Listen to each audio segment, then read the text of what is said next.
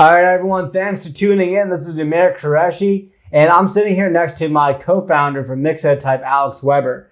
This is a really interesting podcast that we're going to have today, an interesting talk. The reason why is that this is something that we've been planning on putting together for quite a while, but the logistics and everything with him living in Boston and me having to travel here, it made things a little bit more difficult. But you're in for a treat, because one of the reasons why Alex and I work so well together is because he himself has found a way to build his life within the context of his own identity. So today we're just going to kind of explore that, just to kind of give you some background information. Alex is what he considers himself to be a public parasite, and he'll tell you more about that. But vocationally, professionally, he is an architectural designer. He got his master's in architecture from Mass Art and it's Massachusetts University of Art and Design or something, but he'll tell you more about that. Massachusetts School of Art and Design. But yeah, he's a Swiss Army knife. He doesn't like to just be pigeonholed into one specific box, if you will. He likes to show people that he can do many things.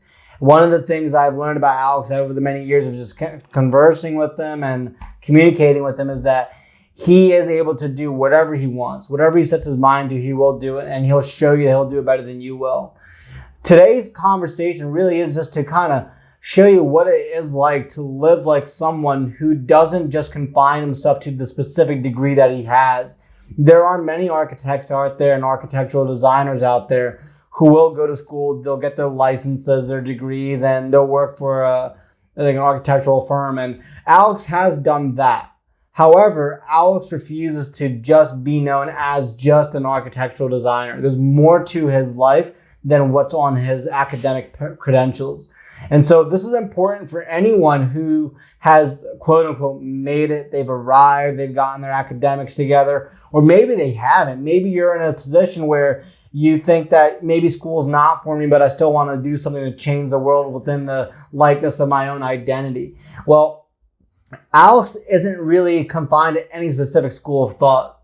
He doesn't say that you need to go to school. Some people don't need to go to school. You can go, as he references it, and you can go about life in an anti-disciplinary way, which means that you can kind of go after your craft, but still work with other people who are experts of their craft. And suddenly you're just working together across different disciplines together.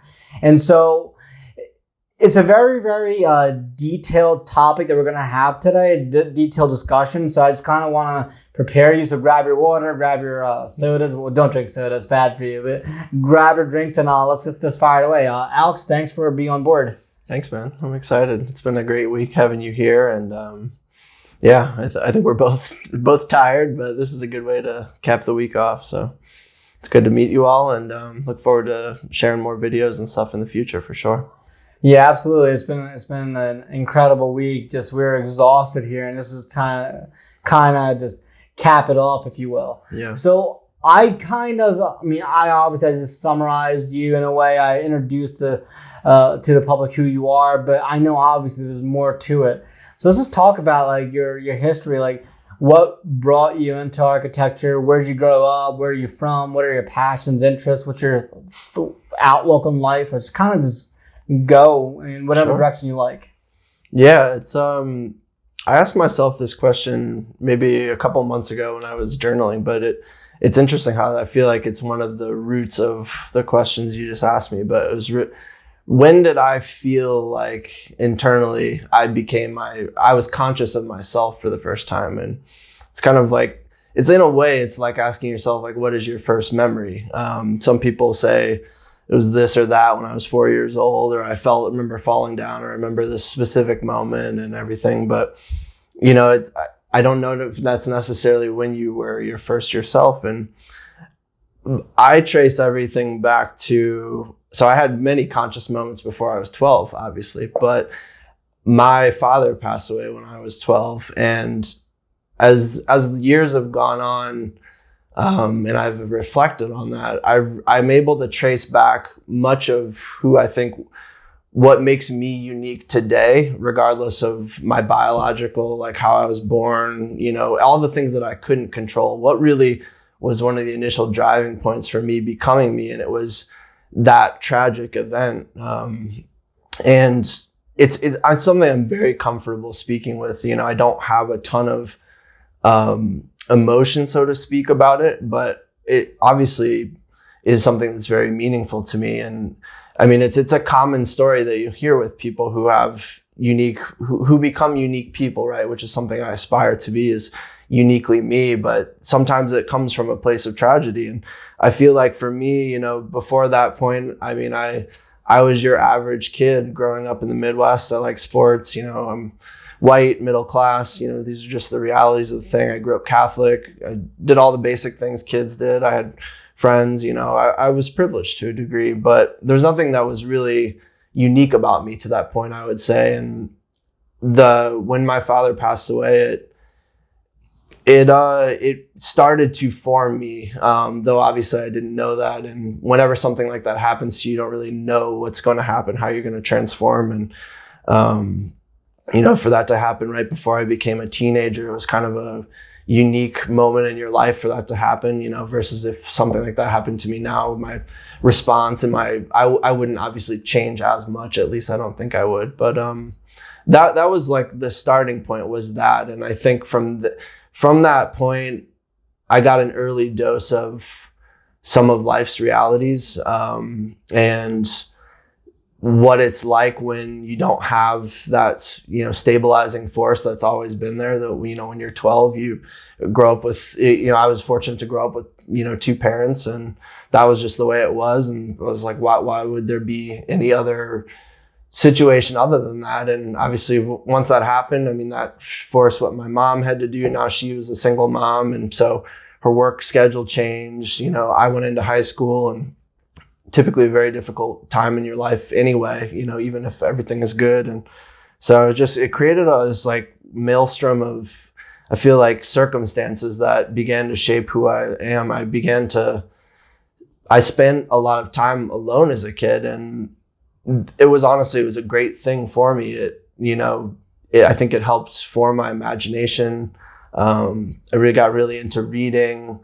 I really got captured by stories, I feel like, at an early age because of that. I mean, who knows, that might have all happened even if my dad had still been around or whatever. But I think just by spending a lot of time at home and just needing to like kill time, you know, just make it, right? I didn't have a lot of opportunities, so I just kind of had to make shit up in a way to entertain myself. You know, I remember some really long summers just like, you know, trying to figure stuff out. So I feel like that in a lot of ways is the root of my creativity, and the root of not needing other people to necessarily set an agenda for me, tell me how to think, how to behave, what to make, anything really. I think I don't know what the true source of that was, but it was somewhere in those early stages where, you know, my genetics probably played a part in it, my circumstance, and then just the fact that I always did do stuff, right? I always was thinking, I always was reading, I was making things, doing drawings, though they weren't great, but I was interested in music and movement and athletics. So I was put into a lot of things as a kid.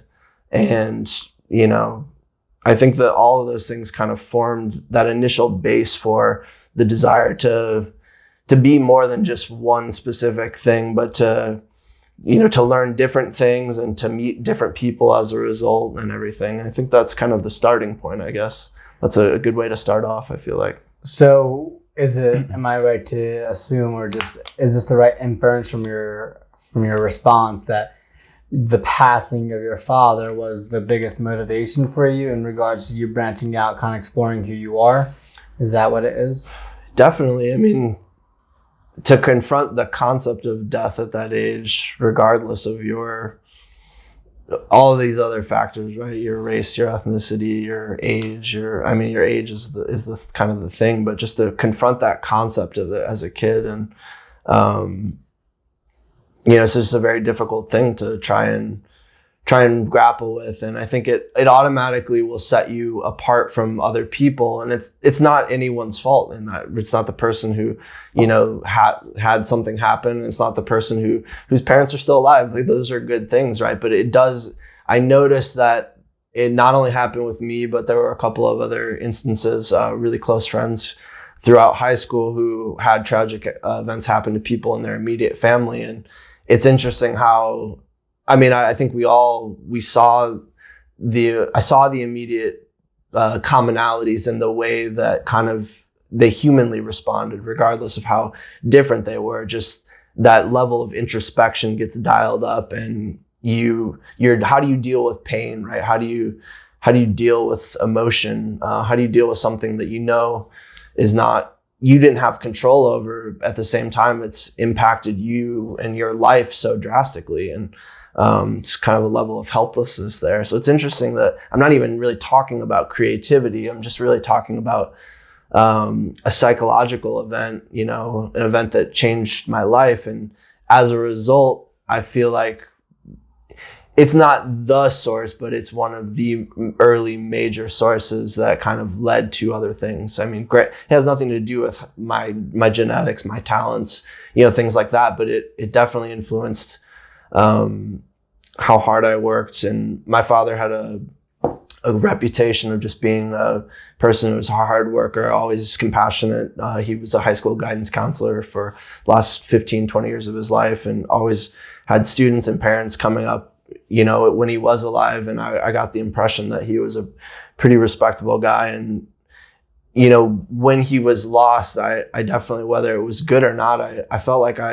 as I went through high school, I would have these conversations with myself, thinking like, I want to be able to have the same kind of thing, right? When I depart, I want people to come up to the people that I love or whatever and tell them that, I made a huge impact on them. No matter how big in the world it is or how small, if it's just one person, and so that, I think it really guided my morality, my self-guided morality, not an imposed morality, but just the sense that if this is who my dad was and he's not here, then I need to live up to a certain standard. And as I got many years down the line, what I realized is that was a good starting point, but then it wasn't that I was trying to become him, but really just the best version of myself. And I'm his son, right? But I'm not trying to be my dad either. I'm not trying to be a guidance counselor. Not that there's anything wrong with that. It's a phenomenal job, but I just want, I developed my own morality, my own path, but those things were greatly influenced by who he was, for sure. It's incredible. And so you're going throughout high school, you're reflecting on your past, but you're trying to have these conversations with yourself as you're reading through these books to kind of keep your mind in a different world, so to speak. And I know that you love Tolkien and Harry Potter and just a lot of fantasy stuff. Was it always the case that you just knew you wanted to be an architect, or how did that come to be? I don't know. This is a crazy story, but in 6th grade, our teacher had this exercise. It was pretty cool. So I went to a Catholic private school, and all the kids that went to that school typically graduated to go into the only Catholic high school in our town. So it's kind of like if you were locked into that system, you were going to the school with the same people, kindergarten to 12th grade, which is cool. And one exercise that our 6th grade teacher, Mrs. Sims, had, where what she did this for every class that passed through, was in 6th grade, you wrote a letter to yourself and folded it up, put it in an envelope, and she saves the letter and she mails it to you when you're a senior in high school. Every single student. And it was incredible. I want to say I still have a copy. I need to find that because it's a really interesting, important artifact in my life, but I think it's still at home somewhere. But I don't remember writing this. I don't have this memory from 6th grade, right? And my father passed away when I was in 7th grade. So it's interesting how I don't remember doing this, but I know that the exercise happened because obviously I got my letter when I was a senior, and it said some BS stuff. These are my friends at the time, which are still my friends, which that's not BS, but I just mean in relation to this topic, but it said, I want to be an architect. I love drawing buildings. It was crazy. And I didn't remember writing that, but, I think I was always into drawing for some reason as an expression. I don't know why, but my parents did such a great job of fostering creativity in the sense that they didn't push me to do anything. They just knew that I naturally was kind of a curious boy and I had a lot of energy. And so they would put me in a lot of activities, but it wasn't, hey, you have to do this, you have to do that. It was just more kind of seeing what I responded to. And I think that's pretty good parenting, even though it's difficult, right? I mean, you don't know necessarily what is best for an individual, so you just need to see what they respond to. And I remember them taking me to Chicago. So I grew up in central Illinois, a couple hours south of Chicago, and we went up to Chicago one time, and they took me to Frank Lloyd Wright's home and studio. He's one of the most famous American architects. I'm sure most of you have heard of him. Falling Water? That's in Pennsylvania, so that would be closer to you. That's him, right? That's him, yeah, for sure. I have never been there. I need to check that out. That honestly would be a good trip to do sometime together. But took me there, and I think that from whatever they told me, they seemed like I was really interested, really excited about it, and so then, you know, that was, I think, when I was like 12 or 13, and then when I was in high school, this other high school where my dad had been a teacher, but not the one I went to, offered a vocational program that exposed you to doing computerized drafting, which is a very special, like, you're not going to find many classes like that, especially in the town I grew up in, for a high school student to be able to do that. And so I guess I had been saying, like, oh, I'm kind of interested in this building or drawing thing, and maybe my parents were noticing that I was, you know, I'm naturally creative. And so I think my mom was like, you should try this class. And so I did. And I liked it, but I was a shitty student in high school, and that's a whole nother subject, you know, but, you know, it was just like, it was incremental. I got exposed to that. And then I didn't have a lot of prospects coming out of high school because my GPA was so crappy. So I ended up going to a junior college that they somehow provided an architecture program, not an accredited program, but they had a really great reputation where if you went and you did these 2 years at this school, then you could graduate into a real program and get a bachelor's degree. And so for someone like me that didn't have a ton of college offers on the table, I was like, well, what's the worst that can happen? So it was that, and, you know, kind of fail past my way through that and fail past my way through undergrad, and just kind of slowly picked up steam until when I was 21, I was an undergrad. I think that was kind of a major transition in my life where I still was doing a lot of stupid things that 21-year-olds doing, drinking, partying, wasting time, procrastinating, all that stuff. But there's something about the architecture studio as a classroom, if you want to call it, that's so different from the typical Americanized education, you know, classroom where I had not been successful. And a lot of that was because I just couldn't sit still. I hated the structure of typical classes. I just found them boring. But all of a sudden I found myself in a class where real credits were being offered, but it wasn't a 1 hour class where you just sit and face, you know, the lecture hall and you have one person talking to you the whole time and it's all based on memorization and all this stuff. No, I'm in a 3 hour class in this big open space where you're just given basically like guidelines, but then it's on you to figure out the path toward producing something that you're going to be evaluated on. And I sucked at that initially, but as I got more accustomed to, oh, this is actually how this class works, and this is technically kind of how the professional environment works within this industry. It's not producing papers and worksheets and, you know, stuff like that, but it's more of these like these moments where you can really like invest your mind into something, and there's a level of accountability where it's like,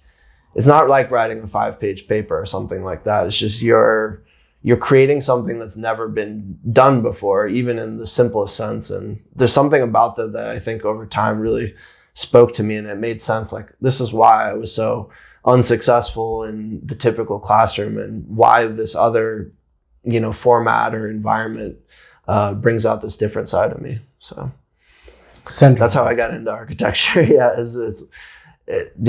it wasn't just one moment, you know, it was just kind of a collection of moments that led me to where I'm at.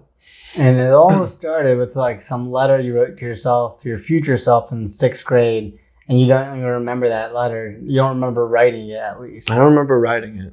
Yeah, I mean, I knew I drew and stuff like that, but it's so crazy to say something like that to yourself and not to not be conscious of it necessarily, but then for it to, I mean, it's easy to say looking back, like, wow, what a transformative moment in my life. But at the time it wasn't, just, I don't know. It was emergent, I guess. But yeah.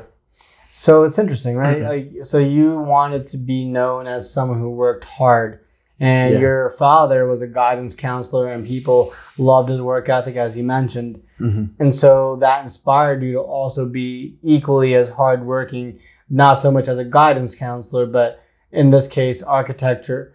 And you worked really hard to apply yourself to that craft. But then what happened after that? I mean, I know that, for instance, like, all right, so you went deeply into architecture, but even then architecture didn't seem like to be the end game for you. What is it that you're reaching for? Yeah, it's like I've heard you tell your own version of your own story.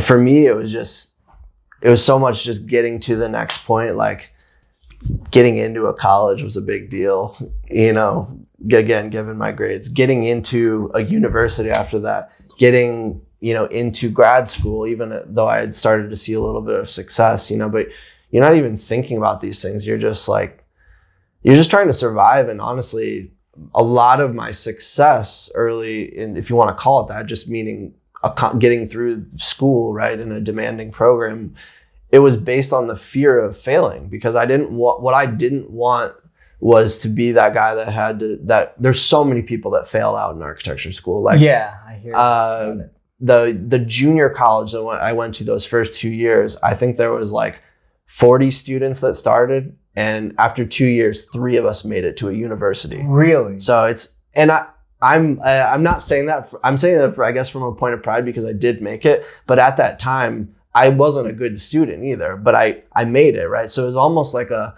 level of stick-to-itiveness that it brings out in you. It's just like, can you survive is the first question. Not even like, are you talented, blah, blah, blah. But really, the initial game of architecture as an industry, it really is a weeding out process. It's interesting because I don't think most people know that. And other disciplines might be like that, demanding disciplines, but at the same time, it's pretty crazy.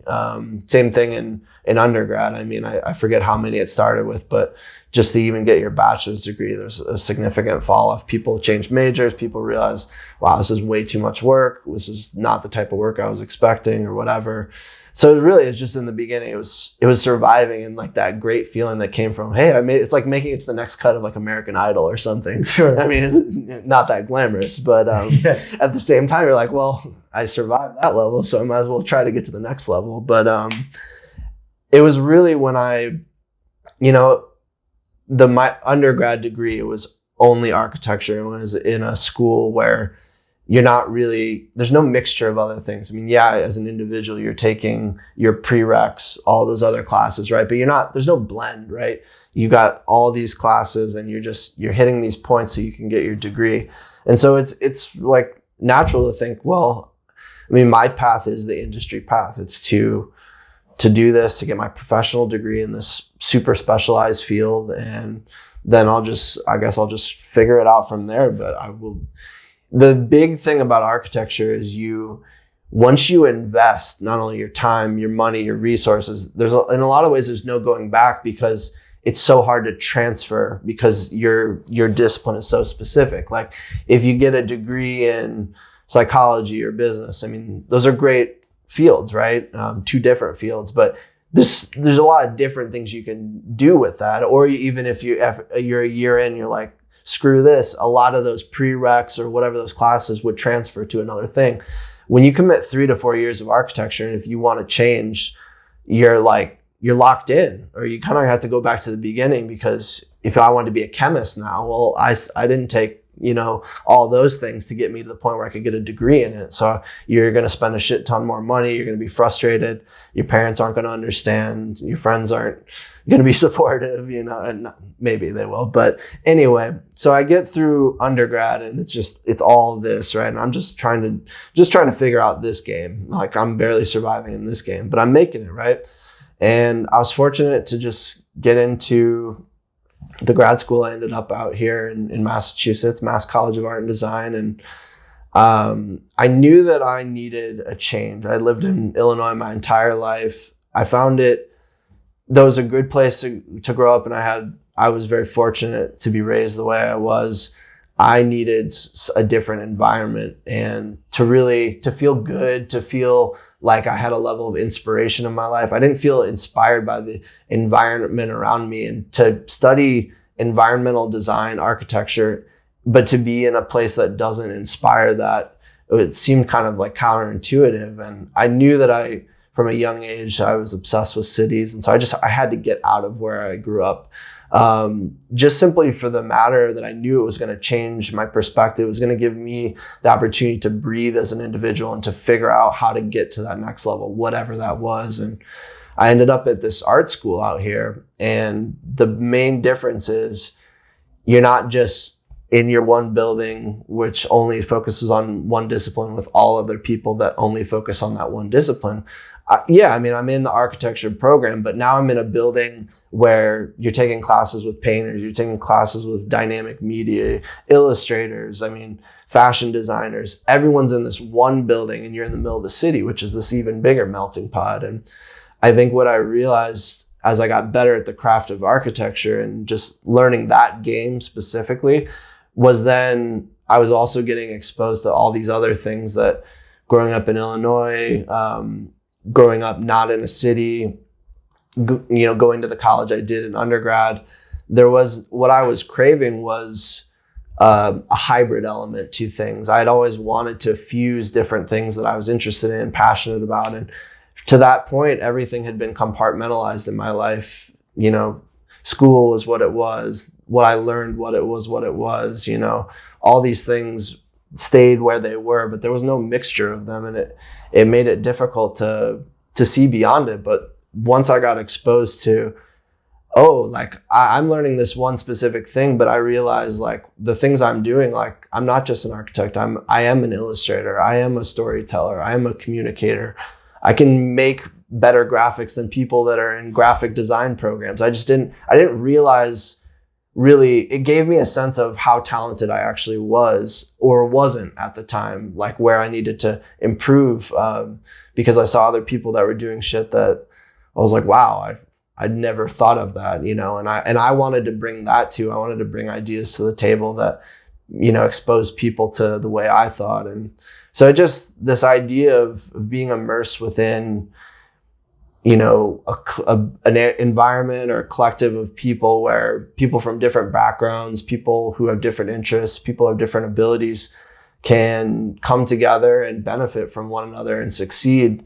That really set that stage for this thing that you kind of opened up with about being anti-disciplinary, which we can get into, or, just for most people, understanding of being interdisciplinary, multidisciplinary, or just being able to cross over into these different realms. And the way that I consumed music and media and TV, and I learned about the way that people like Andy Warhol or Kanye West produce music. And it wasn't that they were just great musicians or great painters, but no, they would bombard themselves with all of these different sensory inputs to create art that, it wasn't just a painting. It was a piece of culture in a way. And so that was the beginning of me being able to see beyond kind of the blinders that had been put on me and I had been raised with, so to speak. And then it was really just a matter of, well, how big really is this world, and what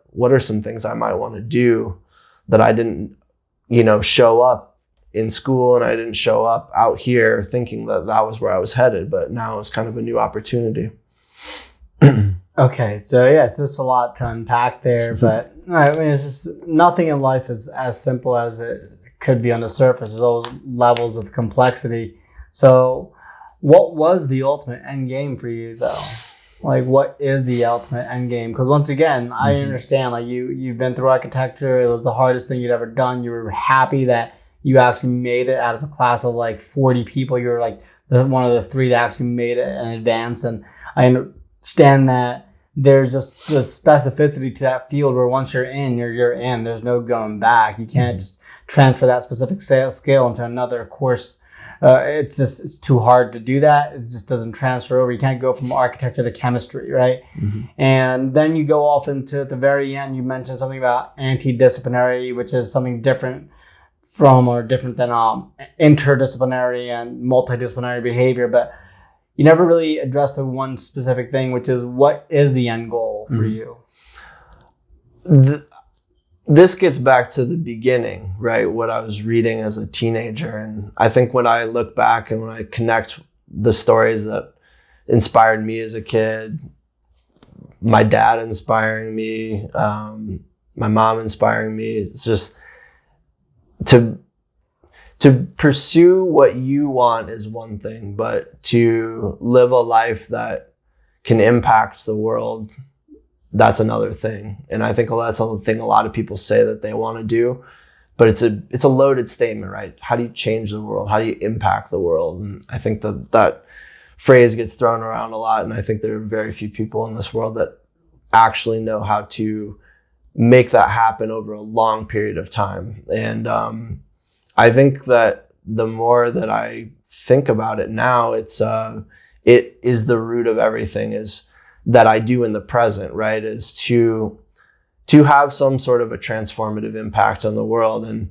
I think one of the ways that I can do that is to live a life and to exhibit myself as one way that you can approach life, right? Not to say that my way of thinking, my way of producing, my way of approaching life is right for everyone, but to show that there's a unique way that I think is very in need in the 21st century to approach things. And to do that through my work and through my life and to be able to showcase that, I believe can transform the world. And it's really just a matter of once you say that to yourself and then you understand it, then you let it go because you realize now that I know that it's like I'm saying it here on camera, right? But it's about what I get up and I do after we turn these lights off, or what I do when I get up tomorrow morning, and what I get up to do next week and next year, and those things that are going to lead to that long-term goal.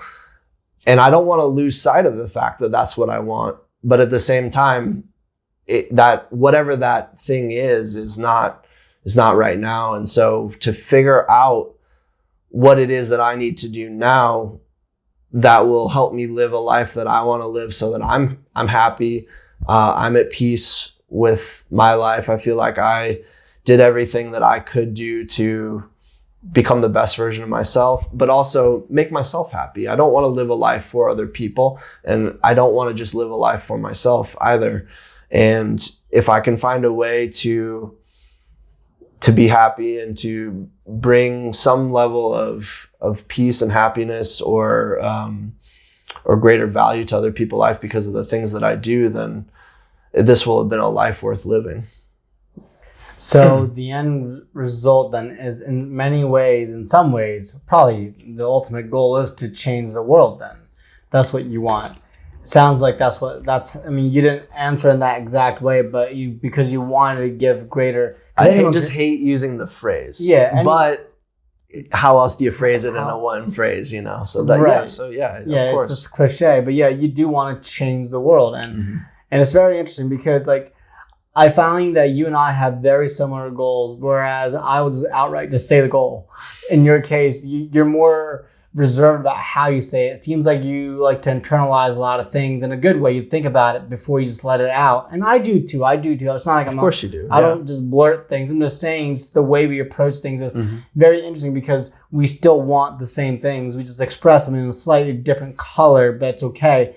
But ultimately what I'm hearing is that you do want to change the world. And what you're acknowledging is that it's a cliche phrase. I mean, anyone can say that, but you're acknowledging that to truly change the world, there's very, very few people out there who are actually doing that. And you want to be someone who can change the world.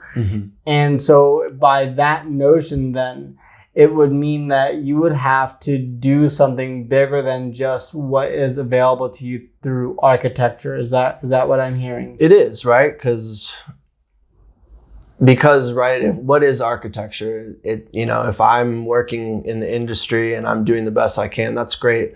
But that means I'm focused on just creating the best building in the moment, because that's what I'm being paid to do, right? I'm not controlling the project to any degree, right? And even if I was, right, that's just an environmental component. But what about psychology? What about sociology? What about physics? What about all these other disciplines that for the longest time, we focus on thinking about these things as their individual disciplines. And there are reasons for that, right? And there's the research to support that. At the same time, what we're seeing now in the 21st century, and it's only going to continue to go, is a convergence between these disciplines, because we realize to solve complex problems like we have in the 21st century, you can't just think about a problem one way. You can't just use one set of abilities, or, I mean, you can, right? But you're getting solutions, you're getting services, you're getting anything, right, that actually can change the world. If it's unidimensional, or if it's limited in the value that it can provide, then it's not going to have that impact. It's like an ink drop in the ocean, right?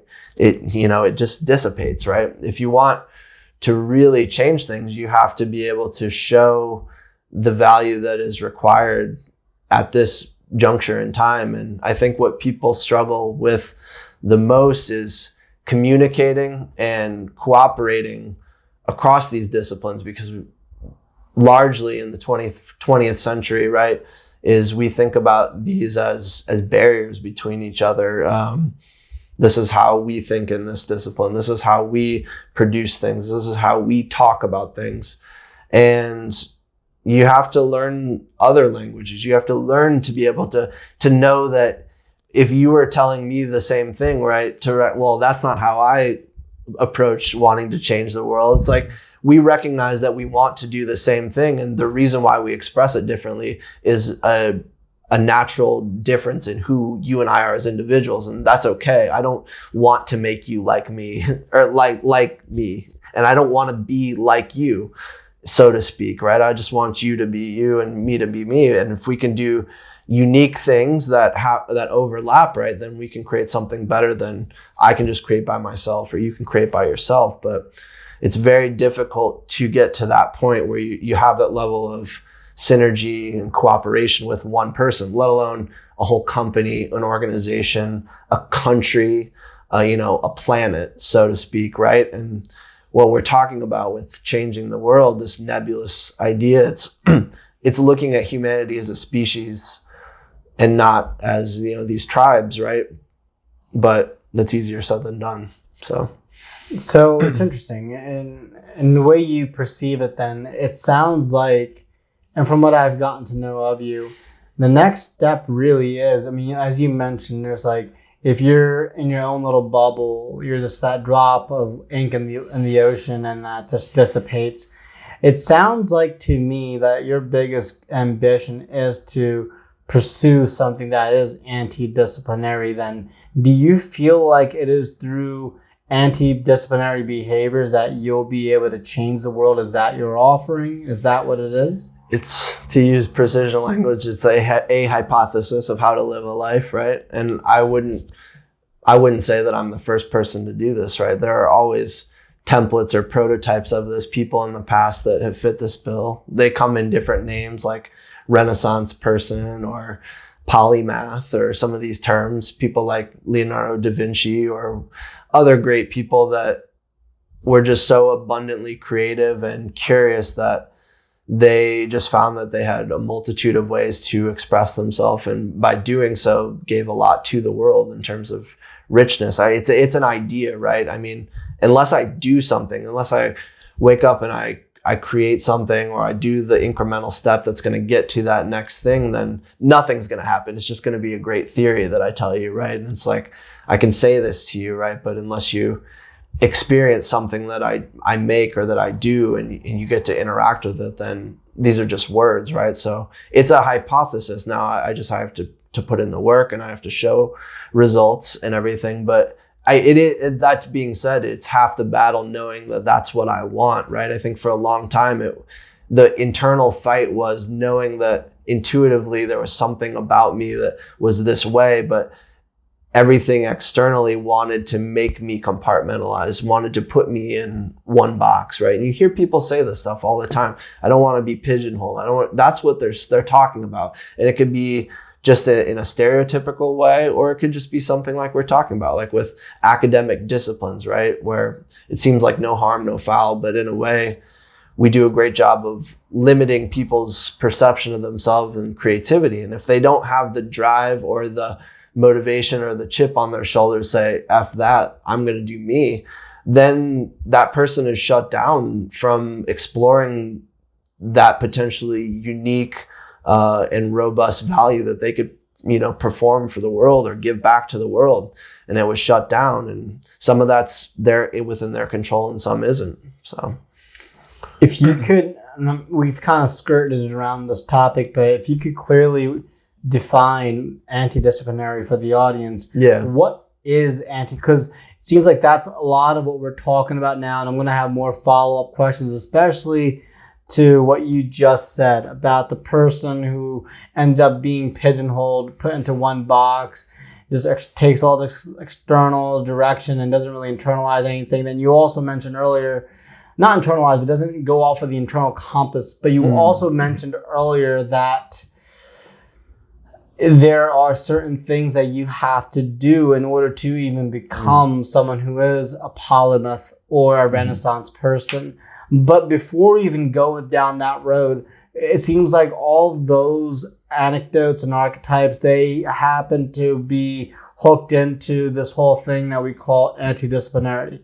I want to hear from you. What is your take, or what is your expression on anti-disciplinary? Because it's not a common word. What was it, Joiri, I think? Something like that. Yeah. I honestly don't even know. It was like this one article, but I think it's Joiri or something like that. Yeah. He references it just briefly, but in that one article about anti-disciplinary being opposed to interdisciplinary. But you go on, you explain what's your take on anti-disciplinary. And why is it important? Yeah, I think I can do it pretty briefly because I believe it's a word in its infancy in culture. And I believe that though we didn't coin the term, it's something that we've kind of stumbled across. I believe it's something that's really ripe for exploration to build a theory or working models behind of like how you translate that into production. But really it's the idea. So there's the idea of the discipline that could be an example of just an academic discipline like architecture or like business or like psychology, right? And so at least that gives you a frame of reference. And then there's a lot of talk in the world about multidisciplinary organizations, interdisciplinary, transdisciplinary. These are all coined terms, and you can look these up, and get pretty decent definitions, right? And it's really, they're all kind of saying the same thing, is that there's some sort of interplay between disciplines, right? And that's the basic level. And that, I guess, is speaking to a verb, right? An action in terms of I'm consciously like if you and I worked in the same office, you might work in the sales department and I might work in the design department. But if we're working in a multidisciplinary organization, there might be meetings or conversations or projects where we're cross-collaborating on something, right? And so what anti-disciplinary is, it's of that same vein, but it's less, there is a verb, an action to it, but a lot of it is mindset. And it means that I don't think of myself as being predominant. I mean, I guess I do, but I don't think of myself as thinking or producing or doing anything from the perspective of one discipline. And the reason why that's important is because if I took that approach, that would mean that everything I need to do is done through the lens of architecture, which could potentially mean that every problem that I try to solve is solved with a building, which it's idiotic, it's dangerous, and you can apply that in other disciplines, right? That's how you get so wrapped up into what you do, right? And maybe you're very successful at what you do, but when you extrapolate that to the world, maybe what you're doing isn't good for the world, right? I mean, maybe I'm making money because I'm, designing all these buildings that are going up and making a ton of money. But if the projects are shit, or let's say the project falls down or something bad happens, it's like, well, did I do the world a service even though I made my check, So that's one example. But really, it gets back to that thing. If I want to change the world, if I want to transcend my own abilities, if I want to be more than just an architect, but I just want to be a creator and really to explore whatever it is, whatever problem it is that I'm applying myself to in this world. That's what it's about. It's really about being a problem solver first. That thinking about yourself as a problem solver. And then when you have a problem, and I know you've spoken about this on one of your UD videos, I encourage you all to go and listen to that, because that would help give you more context for what we're talking about here. But before you choose a major, before you really get going in your career, some of the stuff Numair was talking about is a lot of times these decisions are made because it's the decision that is put in front of you, right, in society, right? And really what you want to do, and why so many people end up in unhappy situations, is they don't set themselves up to learn the skills and the work and all of that stuff around the things that the problems that they're actually passionate about solving. They choose to be in a major because it seems like the right choice, right? Kind of like I was saying, right? I got into architecture just because I was trying to make it to the next level. I wasn't thinking about what I wanted to be doing 20 years. I was just trying to survive. I was a kid, right? But then I get out through school and I'm in my career and I automatically I'm in debt, right? And then it's like, I got to make money. So I get in the industry because that's the only place I'm going to make money. And then if I choose to get married, if I choose to have kids, if I choose to do this and that, it's just how you naturally get locked into doing stuff that you didn't necessarily sign up to do, right? And it's not because I'm doing anything wrong. I'm trying to be responsible. So it's really about thinking first, what am I really passionate about doing? And if I want to solve a problem, yeah, I could solve a problem through the lens of architecture. But I also, what if the problem calls for a blend of architecture and psychology, or if it calls for other things to be incorporated? And if I don't know how to learn in other disciplines that I'm not classically trained in, then I'm either reliant on other people that do those things to do those things for me, or I just don't do them at all. So I produce a solution or a good that's really only valuable from one or two perspectives. So I think that's the antidisciplinary in a nutshell. It's a mentality first about how you're going to approach life and personal development. And it's putting your desire to be a problem solver ahead of necessarily needing to produce from one specific point, because that's how you learned how to do things. I don't know if a lot of this is just off the cuff, but in a way it's kind of good to go through this exercise of defining what it is in conversation. So yeah, so it sounds like what it is you, with anti-disciplinary behavior, you do have a starting point, whatever that may be. In your case, let's just say it's architecture. That's your starting point, but that's not your defining point. Mm-hmm. It's not what ultimately defines who you are. It's what, if someone were to ask you, who are you? You could just tongue-in-cheek say, oh yeah, well, I'm an architectural designer, right? You exactly. Just kind of save them the frustration. But no, it's really more so, no, there's more to it. Like, if you ask Elon Musk, who are you? He goes, well, like, sometimes I deal with rocket ships, and sometimes electric vehicles. It's a great example. Yeah. Flamethrowers, underground tunnels, right? Like, so what exactly is it? And like, the more of a Renaissance man or person you aim to become, the more important it is for you to know what that thing is that you are in terms of your identity. Yep. Because what you find is the narrative that you spin into the world. And I mean spin in a good way, just like the narrative that you share with the world. It has to be rooted in your fundamental underlying philosophy. Mm-hmm. And so being anti-disciplinary, I find that for me, everything I do is rooted in the lens of identity. And then everything I do happens to be a decision based on this future self that I have created in my mind, where I want to get to that point. I want to also be that guy that changes the world. Mm-hmm. And in order to be that guy that changes the world, I cannot just be confined to this one identity of this guy who went to undergrad and got a bachelor's in psychology and worked at electronic stores. So that's not me. If you base your identity based on who you currently are and what you've accomplished thus far, then you're almost sequestering yourself off from anti-disciplinary behavior. I find that when you look at yourself from a future perspective and you build roads towards that, then what you'll find is there's tipping points and there's turning points. Those tipping and turning points are the moments where I end and you begin. And what that means is, all right, my architectural discipline can only take me so far, but I need, in order for me to get to this all-encompassing end result of me being this polymath, I need to acquire more skills. But in this finite timeline of life, I might not have it within my ability to acquire mastery across all those different domains.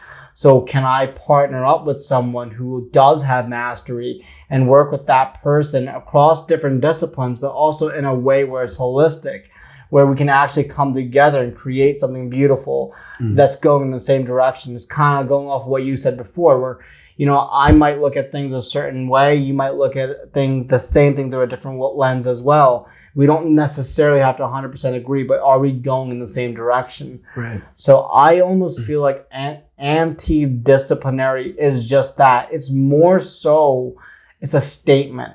It's not that, oh, I am of a discipline. It's more so, I am anti-disciplinary, which means that I'm anti-discipline, which means that I cannot be confined to that one box that you want to put me in. I'm not just Alex Weber, the architect. I am a traveler. I love music. I love culture. I have a brand called Public Parasite. I'm a sponge. I work for Mixotype. Like, there's all these different things. And I think at the end of the day, people do want to fundamentally get to the core of who you are. And that, right, in and of itself, it's hard to put someone in the spotlight and ask them who they are at the core, right? Especially if they're not ready for that question. Right. Yeah. It's like, for me, if you were to put me on the spotlight, I would just say, look, I'm just this guy who likes to build his life within the context of his identity. But what does that mean? It's like such a blanket statement. But then you look for the expressions of that identity, how it's manifest, and then you'll see, oh, well, there's Mixotype, and then there's also audio-visual stuff that I like to do. There's also art, there's psychology, there's a lot to me. The most important thing is it's rooted in action and behavior, not just talking. That's the key, because you can say it, right? But what does your behavior, what are the things that you do on a daily basis? Does that communicate that, right? It's like there's a trope in architecture school. People have a great articulated presentation. This is what I wanted to do, and this is what I think the design does, but the building doesn't do what they say it does. So it's like, your words are great, but your project's shit, you know? And it's the same thing. If you got a great life philosophy, that's a good start. And if you're able to start to translate that into real action, then you're definitely the next step ahead of the game. So that's interesting, right? Like, so it's interesting because in some ways, we can't master everything throughout our lives. But having said that, I think we can get really, really good at many different things. And as long as you kind of look at your life from an integrated approach and not waste time, like I wake up at 2:30 a.m. most days and I'll read my books. I'll read an hour of a book. I'll meditate. I'll visualize. I make the time because I know that time that I make for that, if I don't make it for that, then I'm just going to waste it otherwise. Otherwise. So it's like, I know that there's more to our ability to transform. And I also know that the things that I say of myself, it's not just, I'm just like saying them, I'm doing them. And that there's that principle of human action involved as well. So for you then, this goes back to kind of beautifully, really, to what we were about to get into before I asked you to define anti-disciplinary. So, okay, if we now have established that anti-disciplinary in its most simplistic form is the act of saying that I cannot be defined by a specific discipline, that I'm more than just that, and I can work across many fields to get to my end result, that I'm almost, by that definition, undefinable. You can't just point your finger in one direction and say that's where I am. By that notion, what you're also saying is that really is Renaissance-like behavior, that you are aiming to be a Renaissance person or a polymath. What does that entail? And what does it mean to be someone who pursues that? It's difficult because the minute you say something like that, you put pressure and scrutiny on yourself. And granted, I don't have a lot of external pressure and scrutiny right now, but when you say those kinds of things, you better live up to it, right? And that's one thing, right? And I think some questions that people would have of this, like, okay, this sounds kind of interesting or weird, but it's like, why would I want to do this? Why would I, like, what's in it for me? Like, you guys are talking about waking up at 2:30 a.m. and all this stuff. Like, it may be some other questions, from, a more skeptical perspective. It's like, well, if you try and spend your time learning all these things, right, then are you really getting good at any one thing? So I know there's a lot of like theory out there about, you really should only be focusing on doing one thing and being great at it. Otherwise, like, you're not, what are you doing, right? And even like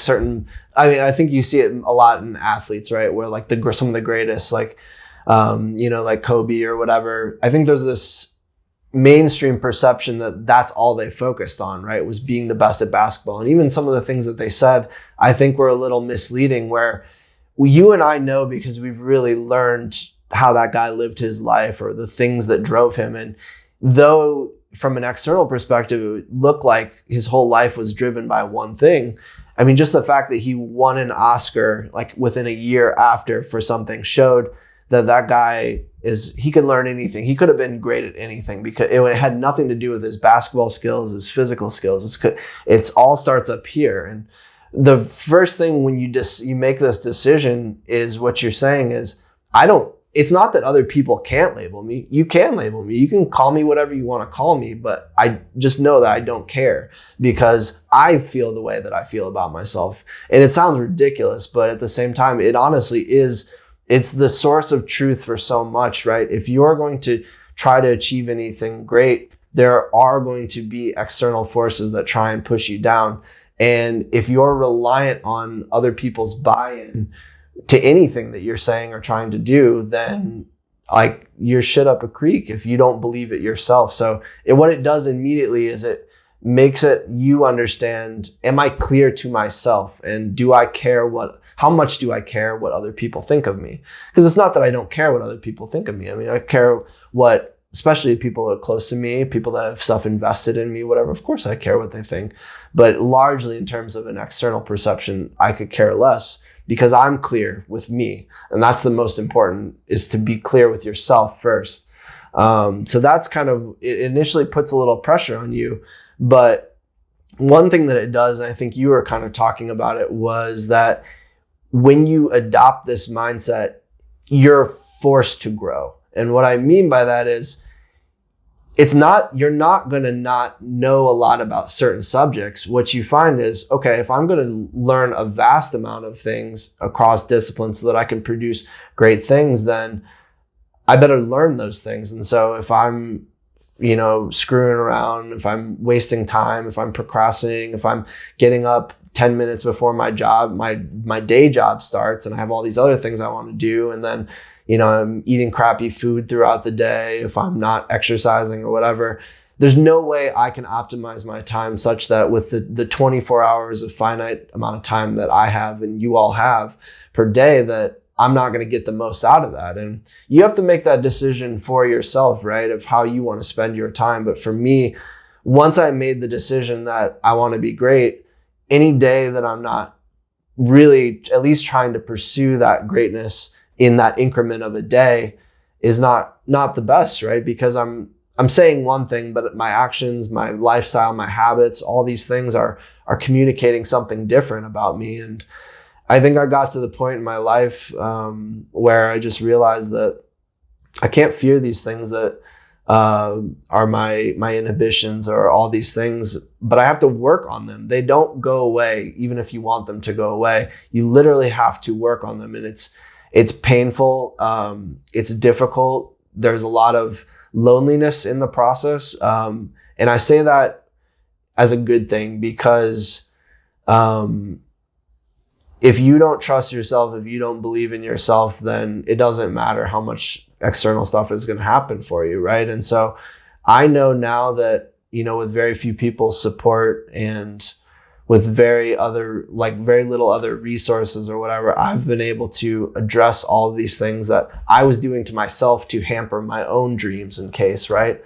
And so I think that's what it is the minute you choose to do something and you start taking action, you're automatically put in a position where you have to grow more, you have to optimize yourself more, because it's going to put you that much further. And it's the results are so small in the beginning, but he and I both agree that what you reach is you start to reach this exponential growth curve once you get to a certain point. And you really, once you get rolling, it's like a snowball. So it's a very difficult thing to understand, but once you understand it, it kind of changes the game. So that was dense. I mean, it was good. And nothing in life, very few things in life that are transformational are simple. And in your case, so when I ask you, what does it take for you to become... Stay down. Keep talking. Yeah, go ahead. We're good. Yeah, the audience doesn't mind if that's I want them to see my beautiful face, Yeah, exactly. There you go, yeah. We can always cut it out too. No, that's fine. That's fine.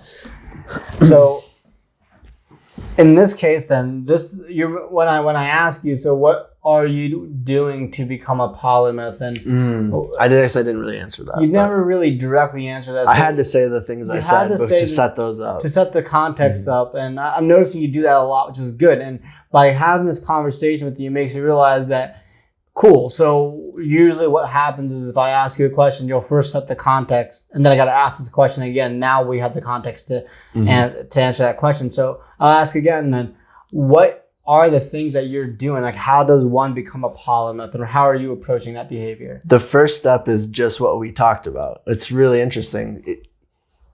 One of the major problems in communication is lack of context, right? And I think it's something he and I discovered the hard way, and it's through years of working together and being patient with one another and stuff. But a huge reason why we see the struggles that we do in society, whether it's on social media, whether it's in person, whether it's in a professional context or personal context, is because people communicate lazily. And, it's just, you only understand it if you understand it, right? But it's because of that, and it's not understanding what your intentions are when you're going into something. So in this case, right, he's asking me questions about my life, and it's like most times in an interview or in a conversation, you want to get the fastest from point A to point B. Just give them an answer. Make it simple, right? That's what the audience wants. They want digestible, right? But that causes problems, right? When he's thinking one thing and my context is different, right? Then how do I really explain the nuances of what I'm talking about? You as the audience, if you're not operating from that, then it's easy to take the things I say and to use your own perceptual biases and the way that you see the world, whether it's good or bad or whatever. It's easier for you to run those through your lens. But the problem is you're not picking up what I was saying or what I was trying to get at. And I think we have kind of a crisis of listening and communication. And it's difficult. It's not because people are bad people, or it's, lazy it's partially that, right? But I'm being a little bit, harsh, because it is very difficult. And so the first thing when you're communicating with people, a proactive solution to that is to set the context for someone else, to not force him or anyone else to guess exactly what I mean, or why did he respond to me that way? Like, I asked him a question and he didn't really answer the question, but it's clear he's like articulating something. So what is he trying to get at? And when you're in a conversation where both people understand this principle, it gets easier, because you're putting it on a silver platter for that person so that they can understand you and where you uniquely as an individual are coming from. And it's on you, the communicator, to give them all of the essential details so that they can best understand you and hopefully react in the way that you want, right? And so if you're in a romantic relationship, that might take the form of doing those things so that your partner or whatever knows where you're coming from, right? And so undue conflict isn't brought into the equation. In a professional environment, it might mean the difference between an assignment or a project or a specific deliverable being produced to one person's expectations. And if that other person isn't aware of what exactly you meant or how you were framing it in your mind because you didn't communicate that, I mean, some of that's on them, but most of it needs to be on you, right? And I think a lot of times when someone else doesn't understand you, you want to blame the other person for not getting you, when in fact you could have done more work to better present that. It is harder. It makes you think more about the things you say, and it makes you more aware of how you want to set things up.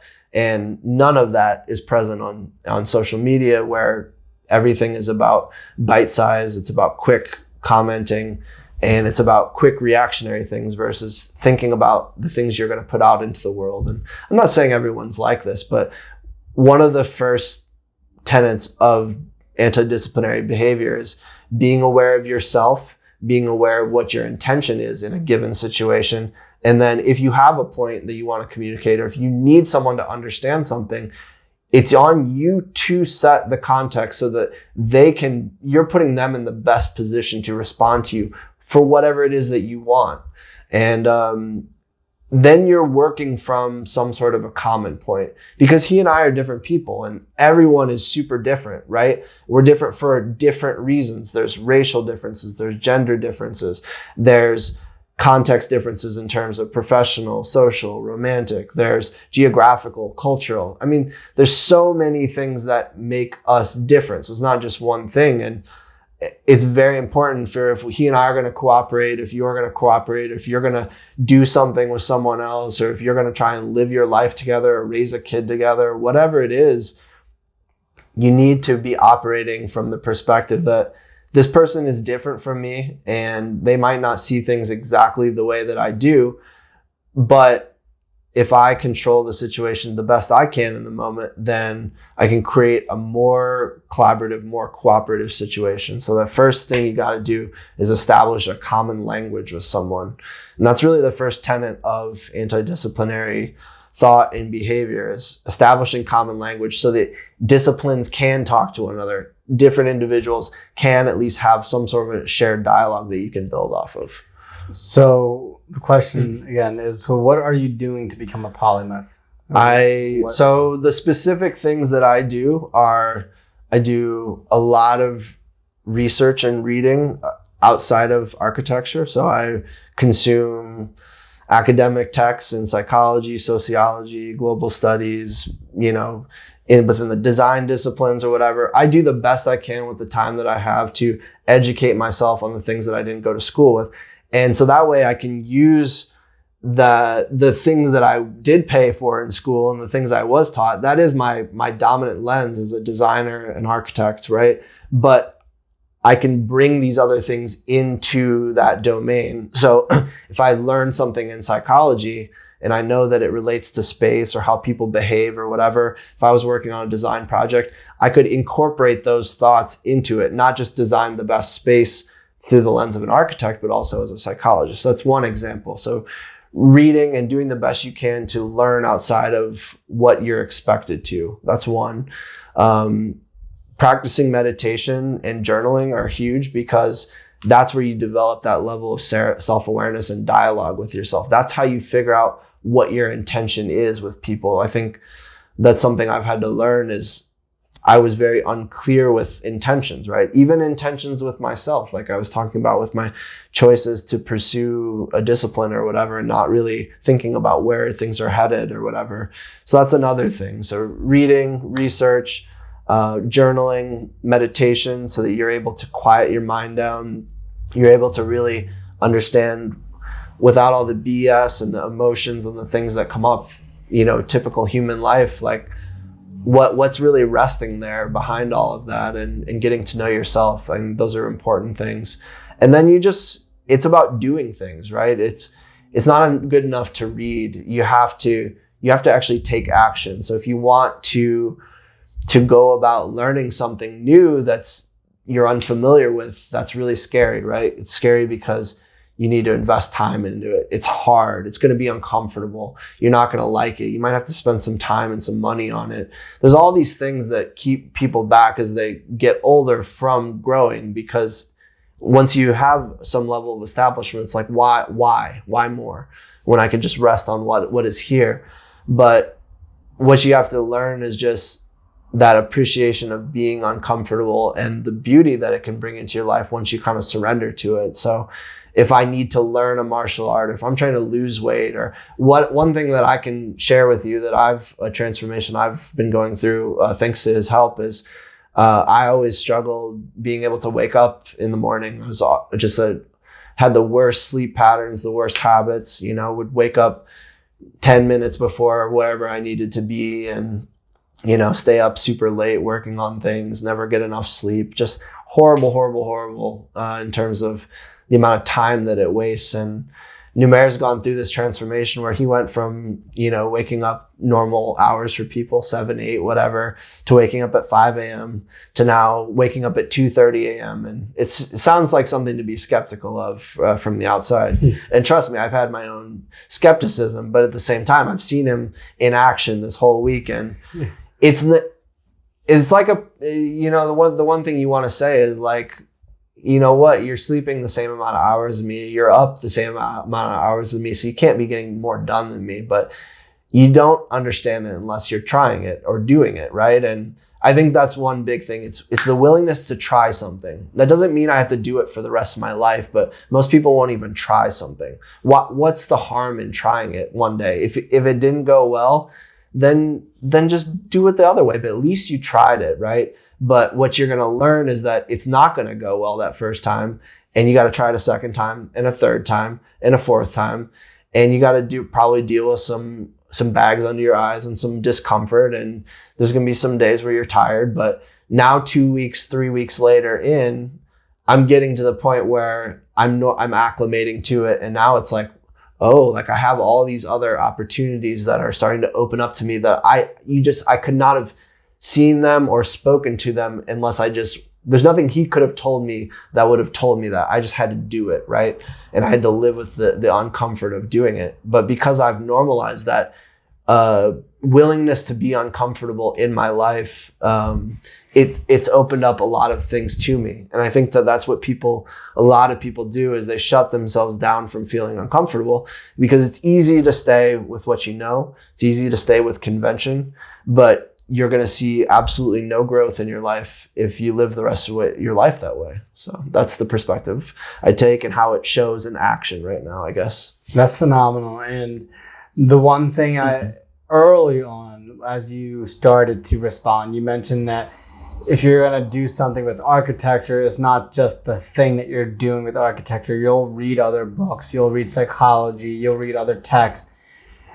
In some ways, this is not a cop-out, but some people might be thinking about this. Does that make your work that much harder? In some respects, isn't it simpler if you're going to design a building just to design the building? Why go to these lengths to go towards different disciplines, get knowledge from different places to go back to what you were going to do in the first place anyway? Mm-hmm. And does that make the message that much more hard to communicate?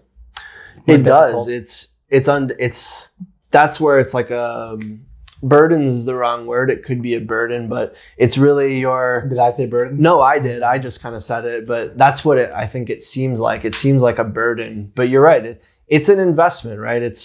If you want a better solution, then there's no shortchanging that, right? So what example that I think most people can relate to, there's so much talk in the press and in the world about, let's say like the housing crisis, right? And we look at housing projects that are either have gone up in the past that have failed, or even things that are being built now. There's so much dialogue in the world, in the media, about how do we help these communities that have, been struggling in inner cities, Black communities, Hispanic communities, parts of our environment and our country, right, that have been oppressed and suppressed for so long.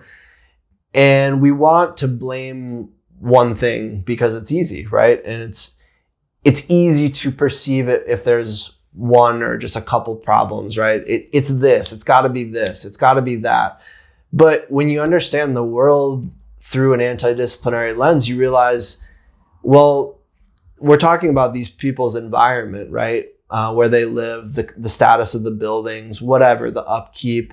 But that's just the building, right? But what is actually some of the roots of the problem? Well, it's not just an architectural problem. It's a civic problem. It's an economic problem. It's a social problem. It's a cultural problem. It's a psychological problem. So, I could look at it from the perspective of, how would I solve this problem as an architect? Well, build a better community, build better houses, and that's going to solve people's problems. And it's not. And that's the mistake people have made over and over and over, at least from our discipline. But you see it all in all disciplines. They think about the problem from their perspective. This is the solution. The problem is they only approached solving that problem from their one lens, and they didn't see the fact that there's 315 other degrees to check out of this problem.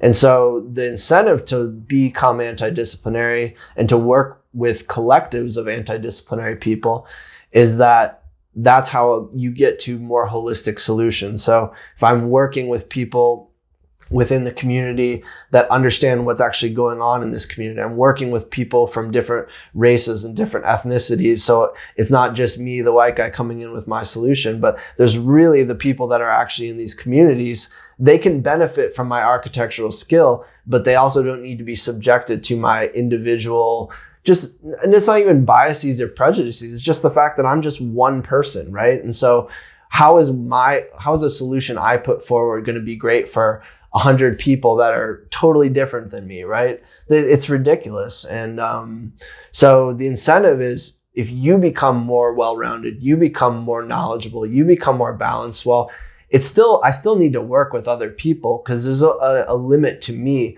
But what I can do when I work with other people is, instead of just seeing things from my perspective or my discipline's perspective, if I'm in a room with a psychologist and someone else, and their natural stance toward solving the problem would differ, maybe I'm able to, because I understand some of the things they're saying, I understand how to communicate, I understand how to bring these people to the center, right? Which is where we all want to come, is how do we develop a solution that combines all of these things into one solution that is going to be much more well-rounded, from a solution perspective, versus just being from a psychologist's perspective, or being from a white person's perspective, or being from a man's perspective, or whatever it is, those tribal qualities. And so that's the incentive for doing it, is hopefully more well-rounded solutions, because that's what we get in fights about in the world, is, why is our government like this? Why are these programs not working? Why do we sink money into these things? And a lot of it, you can trace its roots to the fact that their solutions developed from limited perspectives, and that's it. Yeah. Okay. No, there's a lot there. Actually, let's just lower. Can you do that, because yeah, it's time. Sure. Yeah. So the sun's just starting to set, and I'm gonna respond to that just now. So perfect. All right. So what's interesting about what you just said there is what's profound, and I want to make sure people grasp it. So there's this part of just being multi-talented where, look, I can pick up a basketball, I can dribble it, I can learn my Mandarin, I can just learn a piano, I can do all these things, and I can get really good at it, at these specific skill sets. Not masterfully good, but just really damn good, right? If I spend 20 competent minutes... is even right. Better. I mean, it's just, It's easier to just get competent before you get great at it. Right. I can become even great, but phenomenal. I mean, I'm not going to be the next Mozart. I don't have the aspiration to, but look, I think I should be competent at playing piano. I think I should be competent at speaking Mandarin. And these are different competencies that I can acquire. Mm-hmm. Having said that, being competent about something does not mean that you have suddenly jumped the ignorance that you have behind the subject matter. And what that means is, sure, you could be an architect and you can go into a city, and just through your lens of architecture, you can be like, all right, well, this is how I'm going to design a building because I've got my skill set. Mm-hmm. And then, I've kind of walked around this town for a bit. I've been here for the past month, kind of traversing, kind of looking at things. I think I've got a good lay of the land here. No, you can competently navigate that city, but don't don't make a mistake and think that you know the city. Like, it's a great thing that you might have even picking up some of the local parlance. It's great that you may have taken up some of the local dress style, and maybe you've kind of figured out where some of the best restaurants are. You started to figure out where certain things are to make you more sociable in that area, but it doesn't mean that you know the history of that area. And so what you're saying is, like, through the lens of being anti-disciplinary, it's great. Like, no, be a polymath. Go and learn the things that you want to learn. Or study up on psychology, study up on all these different disciplines, but enough to be at least somewhat competent in terms of being able to speak to the subject matter, right? But don't make the mistake of thinking that just because you read the psychology textbook that you are a psychologist. Right. That's what it comes down to. For example, right now I'm reading Maps of Meaning by Jordan Peterson per your recommendation. We're both reading the book. And I'm reading through this book, and it's phenomenal, and like, I'm retaining a lot of it, but by the time I get through the end of the book, I cannot say that I am a master at Maps of Meaning. No, I am just someone who can now finally at least have a conversation about it, right? And that's what it comes down to, the understanding that there's a certain level of respect you show another person when you've actually read their work, when you've read their books. There's a certain level of respect that you show when there's a piano master who's written this incredible composition and you've actually gone through and actually tried to learn the song. It might not be perfect, and you might not understand why certain notes are written the way that they are, but at least you're showing that respect. But you can ask the right question, which is, that's a great skill. But what you're not doing is you're not taking on the assumption. You're not being like asinine about it. You're not being dumb, and like you're just not being belligerent and saying, oh yeah, well, just because I read that book, I know everything. Right. And that's the it forces you to have humility. Right. And respect. It's great. Like, people respect that. People love it when you approach them with this understanding that, like, look, I went ahead and I tried to learn what you teach. And I've read the books that you've written, but I still don't understand everything. Can you please tell me more? That's incredible, because now, like, your ears are perked up. You're like, oh, this person actually went through and actually tried to understand my stuff. Now I don't have to start at the fundamental blocks of just trying to expose them to the material. Right. It's like, no, now let me have a real conversation with you. And I think with a lot of people, you know, I've come across this.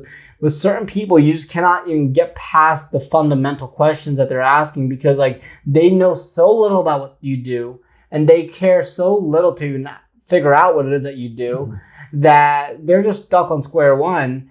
And in order for them to even appreciate the things that you're doing, like, they're just not going to get there, because, like, they have to, like, wait until you've actually produced the thing and it's in its full-bodied form. And even then, they probably still won't understand. Right. So that's just kind of like what it is. But to be anti-disciplinary means that you take on the declaration, you just declare to yourself that, listen, I know what I know, and I'm going to be the master at my craft, or whatever it may be. And it might not just be this one thing. It might be the amalgamation of many different things, but whatever that narrative is behind that amalgamation or amalgam is what my craft will be. But beyond that, it's being open to the understanding that there's things that I don't have mastery over, but I will go and try to at least fundamentally learn about those things. And then when I don't know anymore, when I can't really get deeper, then I ask the questions. But then there's an academic stance.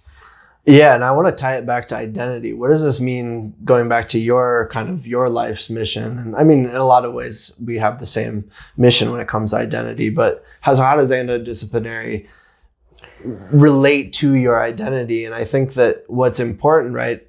How do I make this topic more accessible? Because we're both, co-founders of this company. We have these great visions, and maybe there's some of you who are, who have different ambitions, or maybe your vision of your life is to be the best family person, right? Because having a family, nurturing a family, being the best parent, being the best spouse you can be, maybe that is what gives you the most meaning. And we want you to understand that, look, what we're trying to do with Mixotype, I mean, we're going to champion those people that want to be great producers and great innovators and all that. But at the same time, we are not excluding anyone from this conversation, really. It's about you identifying with the stance that whatever is meaningful to you, that's great.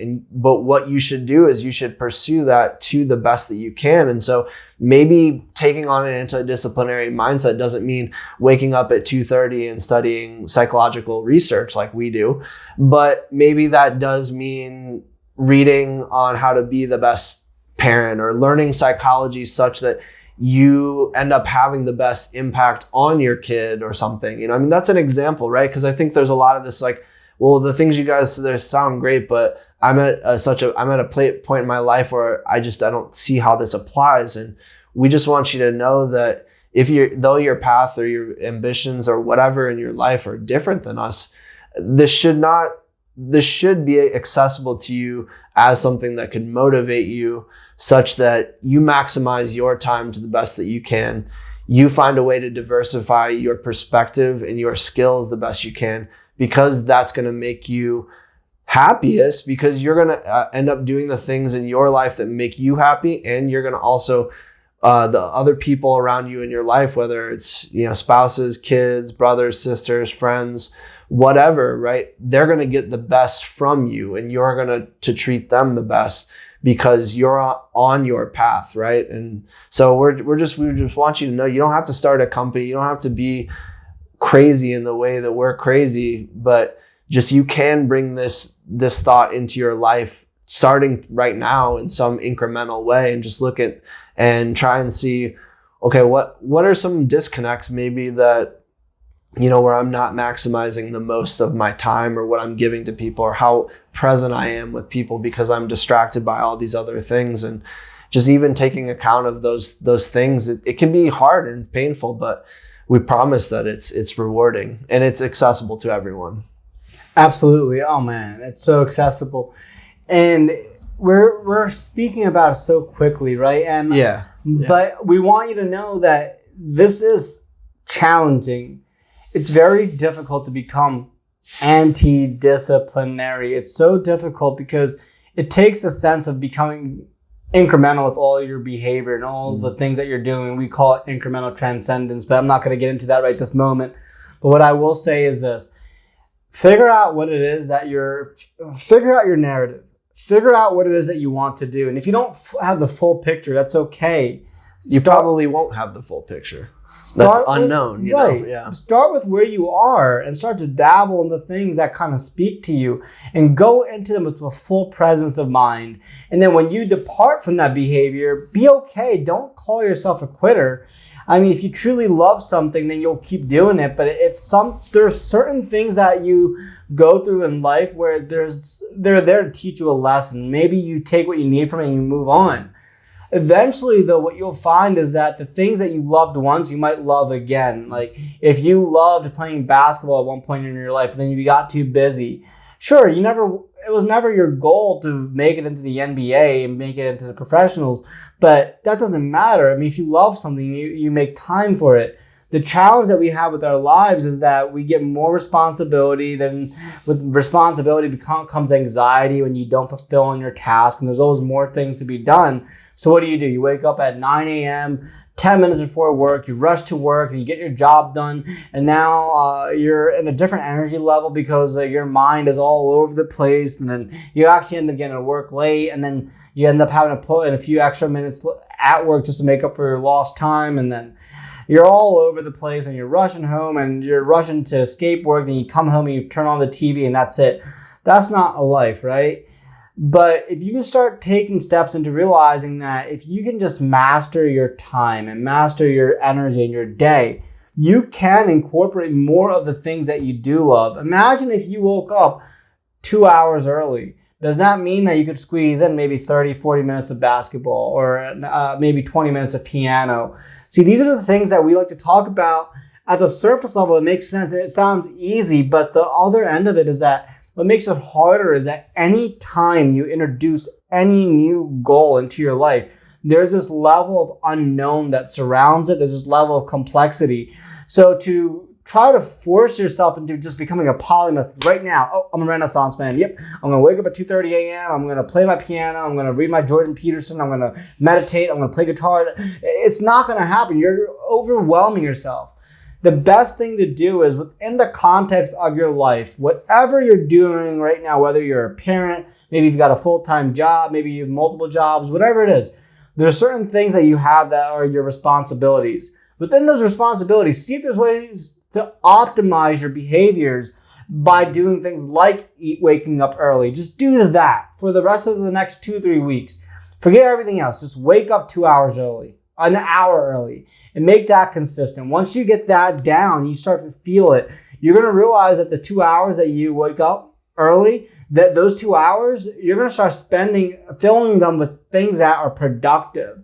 You might actually now start reading that book or listening to that audiobook or whatever it is. And if you don't, who cares? You still woke up 2 hours early. You're probably going to get to work earlier.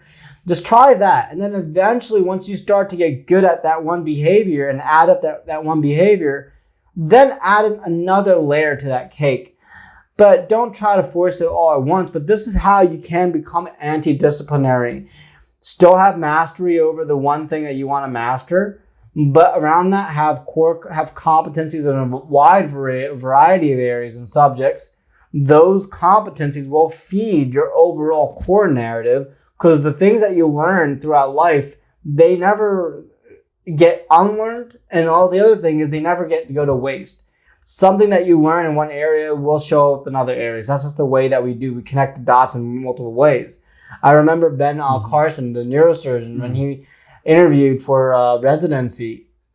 It was interesting. Like growing up, like he just studied classical music, listened to classical music. I think his mom turned him on to classical music. And he had no reason why. There's no reason why like he should listen to it. His mom just wanted to make sure that he was studying, reading books, and just listening to classical music, and that's it. So, and I could be like, sorry if I'm misquoting the story, but just take it for whatever it is. When he showed up at this interview for residency, what was interesting was that at that point, once you made it into residency for neurosurgery, I mean, like, they only offer 2 spots every single year. And if you're being interviewed, that means there's a possibility that you might get a spot. So he was one of the people that got interviewed. And it got down to, I think, 2 people. And I think there was only 1 seat left. And at that point, when you've advanced that far, the person who's interviewing you is not going to interview about medicine.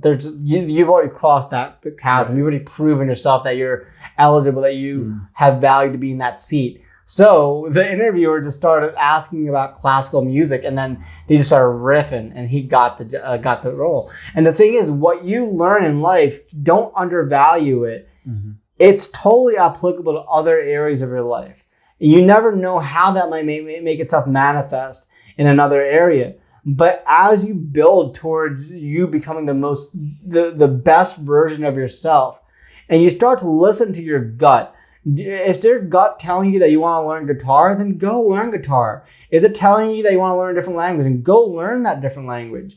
But learn it one step at a time where you get the confidence. You don't have to have mastery over guitar, but did you carve out a chunk of time in your day where no matter what, these 20 minutes are just for guitar and that's it? And then once you get used to that and it's truly focused guitar playing, then you can add in other layers to it. And you're going to find that you have so much time in the day when you take away the social media browsing and like the web surfing and all of that. You have so much time. And if you also just wake up earlier, like I go to bed at 8:30, I'm up by 2:30. I think that's 6 hours of sleep. Sometimes I'm in sleep by 7:30, so that's 7 hours. But I'm fueled by passion and motivation, and like I hit the gym up and I study and I get so much work done. By the time I get to work, I think it's been 6 hours that I've been awake and I'm like fired up. But that's what anti-disciplinary means. Yeah, that what you just said is kind of one thing I was thinking. It's like if you're asking yourself at home, again, what are more incentives for me to think about this stuff? It makes you a more interesting person. It's like, do you want to be that person that, again, I don't want to introduce myself as just the architect. That's a great thing to say about yourself. There's a lot of status in that, and it communicates that I have some education, I'm creative, right? At the same time, it immediately lets people think, certain things, right? And what you want to be unpredictable. You want to be interesting, and you can't fake being interesting. Like just be real with yourself, right? When someone's authentically interesting and when someone's trying to externalize it because there's nothing actually internal that is driving that, right? And so the more you diversify yourself, the more you have hobbies or things that you're passionate about or side projects or whatever it is, or the more things that you read and you incorporate into your knowledge base, you're going to be more interesting to talk to, which means other people are going to want to talk to you, which means you're going to have better job opportunities. It's going to set you apart from other people. In a world of 7 billion people, that's an important thing, right? We're always taught in school and when you're applying for jobs, like, got to differentiate yourself. So like, well, one way to do that is to diversify yourself, right? You stack on those extracurricular activities and all that, and you're doing it for the sake of the resume. That's cool. But are you consciously thinking about how these things are going to be integrated into your life? And even if they don't have an end goal, like he's saying, in your mind at the time, if it comes from the place that, hey, this is important to me, this is meaningful to me, it's an extension of my identity, we can almost 100% guarantee that it's going to pay off in some regard down the line, right? And like those, for me, that's the idea of like all those stories I consumed as a kid, all those things I did, that because I just kept doing them and there was a consistency to them, that then as I got older and I started working in architecture or whatever, I realized that all these things I learned about pop culture and myth and storytelling, they're starting to manifest through my other skills because I realize I consume so many stories that I understand storytelling. But you're not going to understand that unless you read and you understand narrative and language and all these things. And so it's just, you have to understand, have a presence in the moment. Like he's saying, if you play guitar for 20 minutes, don't do it if you're not going to be present in it. Don't do anything if you're not going to be present in it. And you're going to be thinking about all these other things, and then you're just not going to be locked in. And then when you get to the end, right, you're going to be like, well, I just did 20 minutes. I didn't really learn anything. And so maybe after 5 days, you give it up or something like that. But if you just keep going, keep chipping away, you do get to these inflection points where it becomes clear, hey, there's something here. But if for the average person, it's not evident enough for them to make those changes, which is why they don't see that growth and why it's easy to be like, well, going to the gym or doing this doesn't work for me. It's easy when we talk about New Year's resolutions, why people joke about that thing, but it's not a joke. It's rooted in psychology. It's, we were discussing this the other day. It's, the putting that expectation without a definable goal. Hey, I want to lose weight, or I want to learn how to play the guitar. But ask yourself, what does that mean? Does that mean being able to play a scale? Like I didn't play at a rock show with a song that I wrote, right? But I learned yesterday, I knew nothing. And now I know how to play a scale, or I know how to play a chord, right? And taking ownership and pleasure in learning that one technique, because maybe that chord or that scale will, a year or two down the line, that will be in a piece that you wrote or a song that you played, right? It's hard to see that in the moment, how this one little thing that you're going to do is going to get you that bigger thing that you want. So you have to constantly be aware of, where am I going with this, but where am I right now, and being okay with that and being happy with kind of the unglamorousness of the present sometimes. That's beautiful. I want to just talk about a couple more things. Sure. I want to talk about your space in general, and like what we're gonna do is we'll still stay here, and then later on, like we'll show everyone what those images are. I don't know if I want to. No, that'd be fun. Yeah. So just talk about this, because like you've done a great job with your space over here. I mean, you've taken what would just be an ordinary apartment and you've transformed it. And what you've done is you found a way to build it within the context of your identity. What's beautiful is that if I can take what I have here, if I extrapolate this into the future, when you are even like bigger than where you are now, like I can imagine you'll probably have like a grand piano in your place, not just a piano, like a big, you'll probably have real paintings and stuff like that, and sculptures. And like I can see that, like for real. Like you have this big painting by Alex Gray, but it's like a copy of you might actually have a real Alex Gray. Like I can just, so it's just like I can just see it. But the thing is, right now, what's great is that you still found a way to capture all of that at a very simple level, but it's beautiful. Like everything that you have in your place, it tells a story, whether it's just painting of Conor McGregor or Kramer from Seinfeld, or these books that we have right behind us, which we purposely sat in this arrangement because we wanted to showcase the books and then these architecture pieces that you've created. So in whatever way, like there's this map above the piano as well that I was looking at as well. So in whatever way that you find is important, like let's just talk about the things that you have in your apartment and why you chose to put them there and what they represent to you. Yeah, it's kind of an extension of what I was saying last about incremental approach. I think for the longest time I've had places that essentially the meaning I assigned to them in my life was just, this is a bunker for me to sleep and to eat and to do, biological things. And that's about it, right?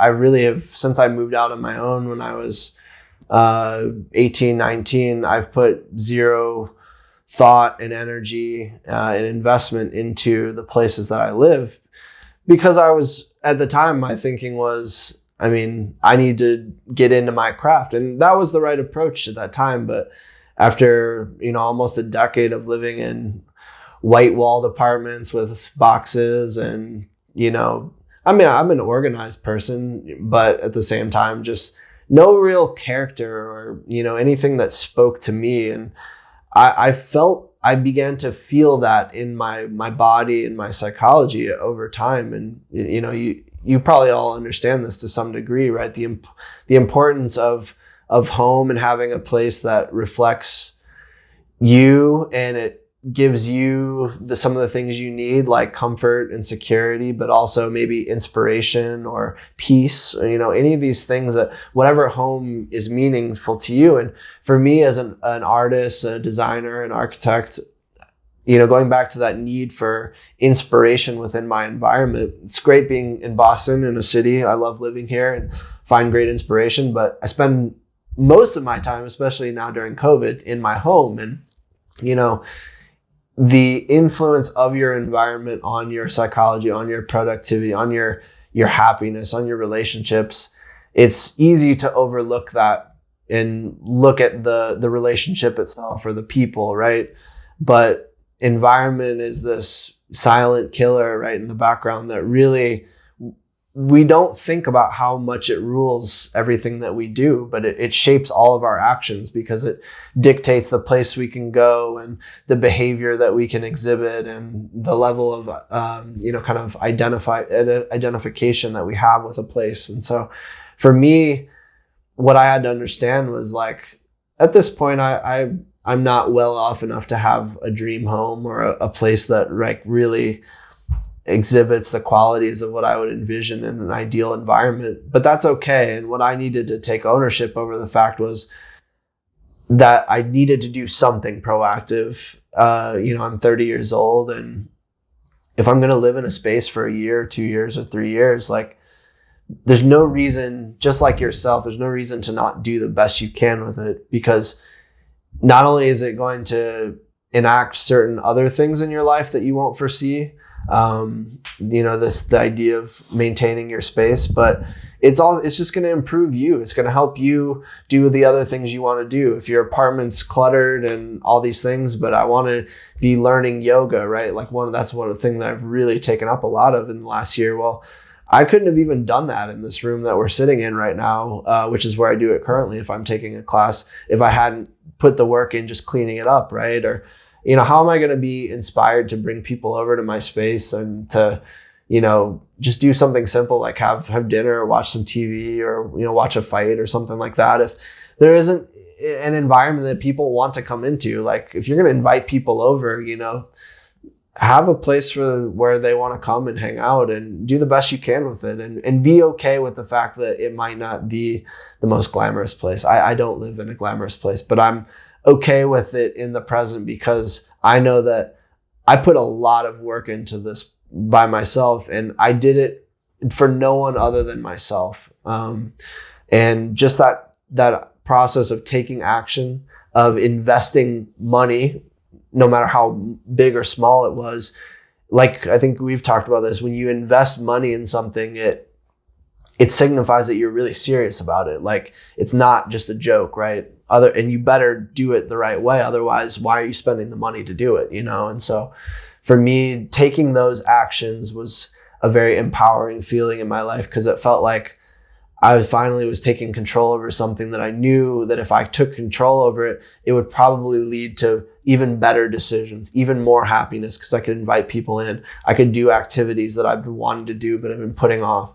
I can be comfortable in a pandemic, you know, spending a lot of time here because it fits all the things I need, whether it's inspiration, whether it's comfort, whether it's having space to do activities that I need to do professionally or personally. So it's very important for you to take your space seriously and to not discount its role in your happiness and your growth as an individual. And no matter whether you're a college student living in a dorm room or you're a married couple, or, you know, whatever your situation is, maybe you're living in a temporary environment, but just having that consciousness of, you know, it's not just about the things that I'm doing, but figuring out how to best situate yourself so that you can do those activities to the highest level, and you can invite people into your life so that you can have happiness and some kind of self-sufficiency in that way. Like,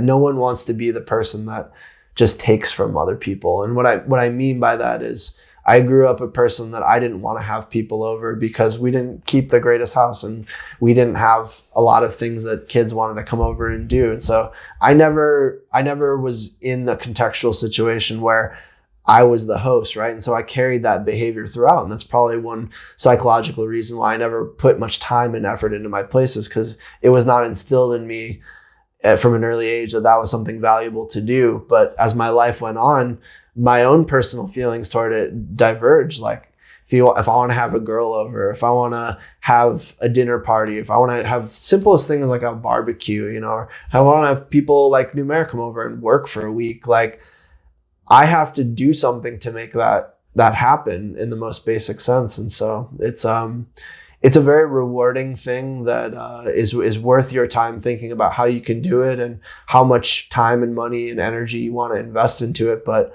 go through the exercise, because I can promise you that it was very valuable for me. And I look forward to having better places someday, because I started at the bottom with doing something in a much less glamorous place, but knowing the feeling that can be produced and the results that can be produced when you put effort into your space. No, that's great. Like I said, I love what you've done with the AstroTurf that's underneath your furniture.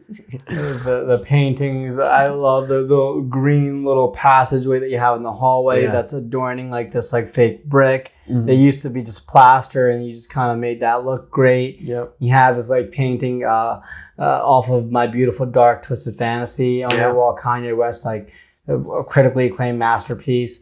Then you've got like, what else is there? There's yoga stuff over here. There's this big Oreo. Just plants are very important. You gotta have some greenery in your life for sure. Out of everything, and we can talk about all these other things which are really important. Like, I want to ask you, why Alex Gray and why Conor McGregor? What do these represent? Those are great questions.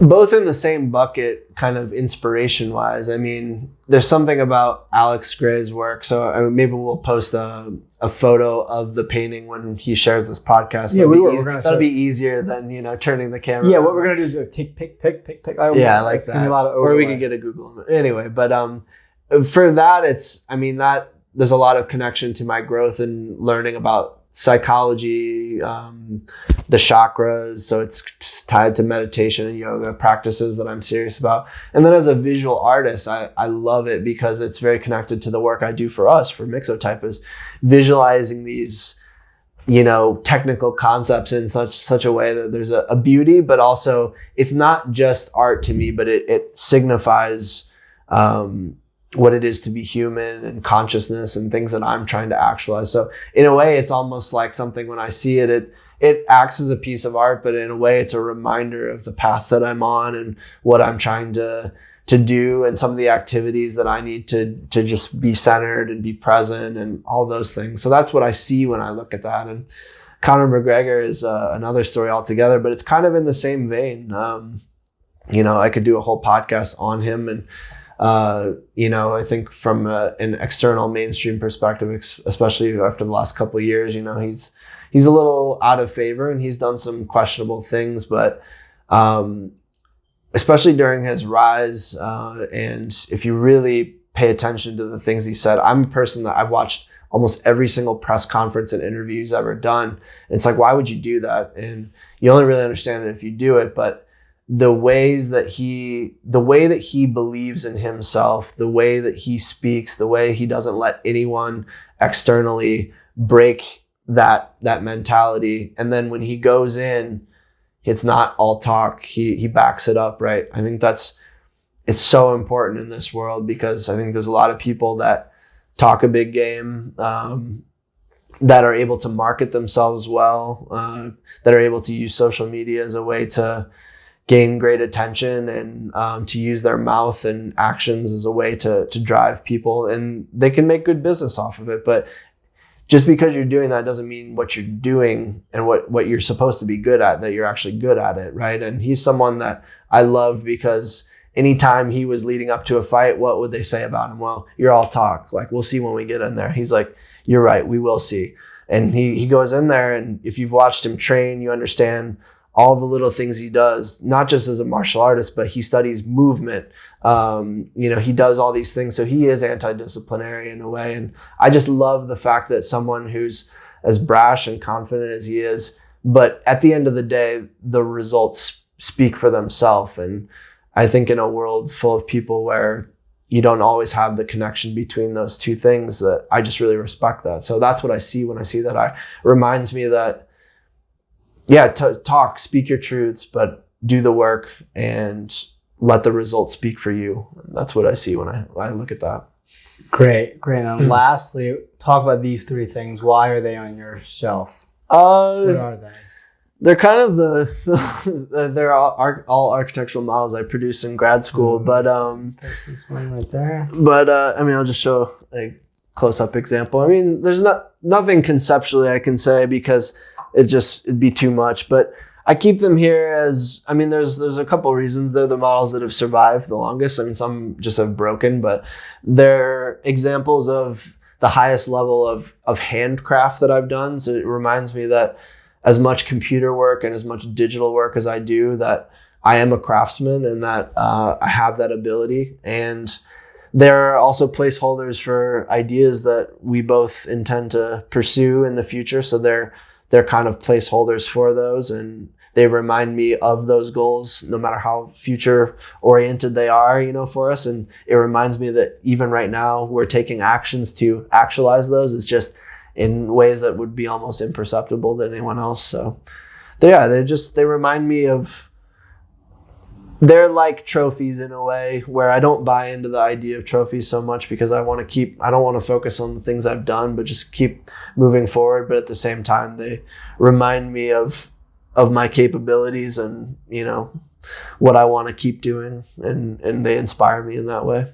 Because the thing that you'll never understand is you'll see what it is that I made, right? But the act of putting something together one piece at a time, I remember where I was, what I was thinking, what was going on in my life when I made this one specifically. There's just so much going on, but I remember feeling this elation because I had started, because I was filled with so much fear, this project I was working on. And I was just frozen. If you've ever been frozen because you're just so afraid to just take an action because you just don't know where to start.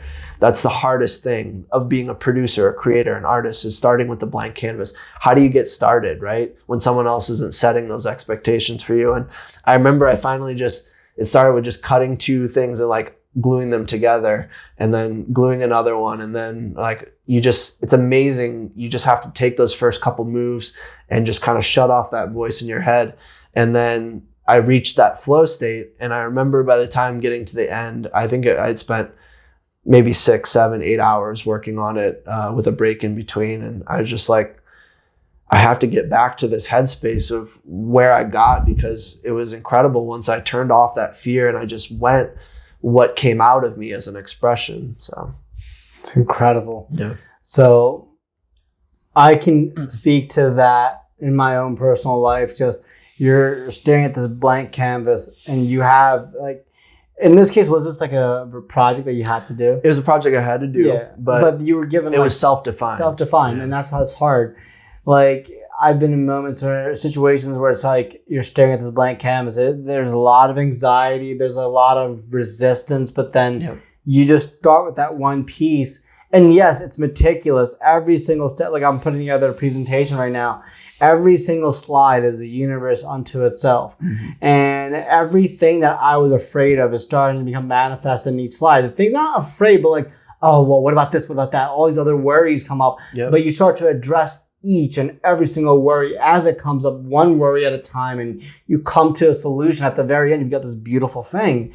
And it's just, I can speak about it poetically, but the thing that you said earlier, which is, it was hard. I mean, I can't undermine that. I want to emphasize that this stuff is next to impossible. It is so hard to do. And just to kind of just hold on to it and to trust that you're going to create something out of it. And then you actually do it. Those are the things that you remember the most. And that's why this is still on your shelf. Right. So it's beautiful. Are there any parting thoughts that you have that you want to share with the audience, or have you said your share? Just that last point really is just, it's funny how production and creation of something new is a mirror of what we were talking about with developing habits, right? It's that fear because there's so many things that you could do, but not knowing where to start, not knowing how to go from one stick to the next to build this thing. And I didn't start out with, I'm building this. It was just it was a thought experiment. It was just being expressed through model. And the only way to do that is just to go one step at a time. And you have to kind of suspend that belief. And so one way to train yourself, if you're not good at doing some of the things that we were talking about earlier in terms of trying to address things in your life or build new habits or just change things that you've done always a certain way and you know that you need to change them in order to get to the next level or to be a better person or whatever it is. Creation and doing something creative, even if it's not toward that specific goal, can teach you that incremental knowledge. And so maybe it's just as simple as writing for, a half an hour about things, or like you were saying, playing guitar, just doing things that remind you of the incremental nature of growth. Because it's so easy to get caught up in the way that we want things to be ideally. But what we realize is we don't really understand what that vision is altogether until we start actually doing things. And so that's really where it comes from. You have to start somewhere and you have to be okay with that imperfection and that uncomfortability. That's really it. Great. And I guess final piece is, I know you like to be elusive, at least online.